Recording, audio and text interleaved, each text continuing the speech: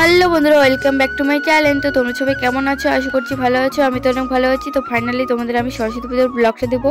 তো দুদিন কিন্তু সরস্বতী পুজো পড়েছে, রবিবার আর সোমবার। তো তোমরা কবে সরস্বতী পুজোটা করেছো বাড়িতে অবশ্যই আমাকে কমেন্ট করে জানিবো। তো আমি এখন পুজো দিয়েছিলাম রবিবার, মানে করে পুজো হয়েছিল আমাদের পাড়াতে। তো সেটাই পাড়াতেই আমি রেডি হয়েছিলাম একটু। তো চলো দেখা হচ্ছে রেডি হয়ে। তো দেখতেই পাচ্ছ শাড়ি টাড়ি পরে নিয়েছি আমি, দেখতেই পাচ্ছ এই যে। তো এটা গ্রামে পুজো মানে রবিবার করে হয়েছিল। তো আমি তাও চেয়েছিলাম, আমার বাবা দুটো শাড়ি কিনে দিয়েছিল গাইস। তার জন্য আমি ভাবলাম যে দুটো শাড়ি যখন কিনে দিয়েছে, রবিবারে পরে একটা, সোমবারে পরবো একটা। তো রবিবারে পরে নিয়েছি, দেখতে পাচ্ছ। আর আমরা এখন সবাই মিলে চলে গেলাম যে ঠাকুর দেখতে। ঠাকুরটা তো দেখতেই পেলে। আর এই যে আমার বৌদি আর দিদি দাদা, মানে দিদি দাদা নেই বলতে, দিদিগুলো আছে সবাই। আমাদের পাড়াতে 3 পাড়া আছে, তার জন্য এই পাড়াতে আবার ডিজে নিয়ে আসছে, দেখতেই পেলে তোমরা একদম।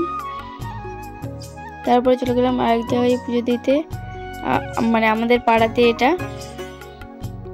তারপরে আবার চলে যাচ্ছি আরেক, মানে 3টা পাড়া আছে, কারণ এখন প্রথম পাড়াতে চলে যাচ্ছি আমরা সবাই মিলে, দেখতেই পাচ্ছ। আর লাস্টে কিন্তু অনেক লোক আছে, অনেক জন মিলে গিয়েছিলাম, 15-16 জন, তারও বেশি হতে পারে গাইস। তো দেখতেই পাচ্ছ যাচ্ছি এখন সবাই মিলে হেঁটে হেঁটে।